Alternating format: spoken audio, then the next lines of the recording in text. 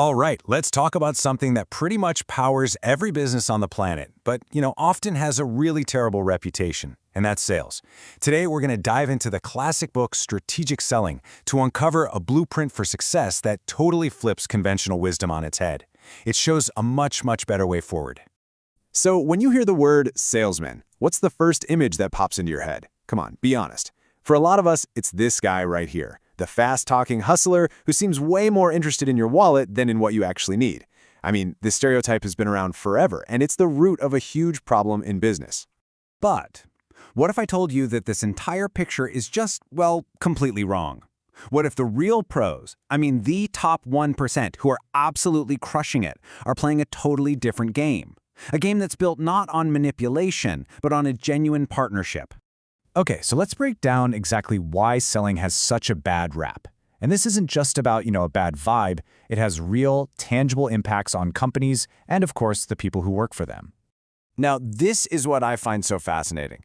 It just shows you how deep this problem runs.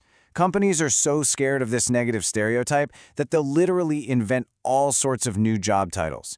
They'll call their people anything: account managers, consultants, field reps, anything to just dodge that S word. That's how ingrained this stigma really is. So where did this reputation even come from? Well, it all starts with this outdated old-school mindset, a philosophy that the authors of our source material called the trench warfare approach to selling.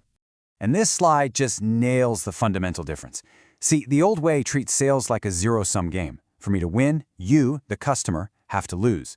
The new strategic approach just flips that whole idea on its head. It's all built on this incredibly powerful principle of I win, you win. It's about a mutual victory. Yeah, this trench warfare thinking is all about conflict. You can actually hear it in the language people use, right? They talk about being out in the trenches, or finding a customer's weak spot, or getting them before they get you. The customer isn't a partner. They're an adversary that you have to outsmart with a bunch of tricks and techniques. And here's the real kicker. This confrontational approach just doesn't work in the long run. Sure, you might trick someone into buying something once, but in the process, you've totally shattered their trust. So you can just forget about repeat business or referrals or building any kind of lasting relationship. You might have won that one little battle, but you've pretty much guaranteed you're going to lose the war. But in the middle of all this, a small group of super successful professionals, well, they cracked the code. And while everyone else just thought they were lucky, it wasn't luck at all. It was a system. They were succeeding by doing the exact opposite of what everyone else was doing. To really get the difference here, let's dive into a story from the book that just perfectly illustrates these two styles in action. It's a tale of two salesmen, Ray and Greg. Okay, so first up, meet Ray. He's your classic relationship guy, and he is on the absolute verge of closing a massive deal. He's put in the time building connections, he's buddies with the CEO, and he is already picturing that commission check. He's feeling totally on top of the world. Now, his rival is this guy Greg, a young lion from a smaller company. And in Ray's mind, Greg is no threat at all. His company's smaller, he hasn't even managed to get a meeting with the CEO.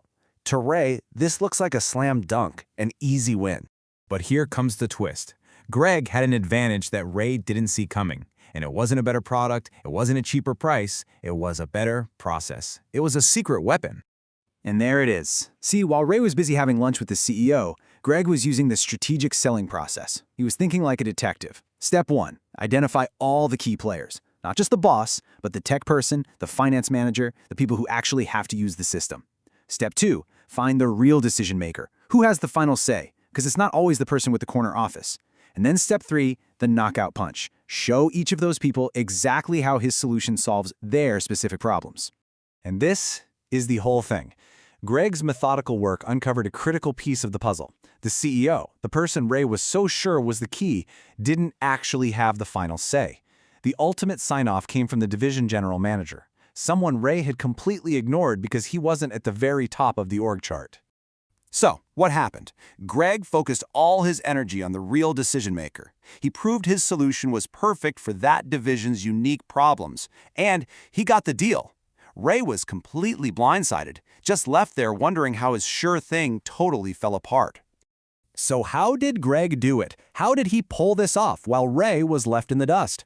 Well, the reason Ray lost and Greg won, it all comes down to one core concept at the heart of this entire strategy. It's called the complex sale.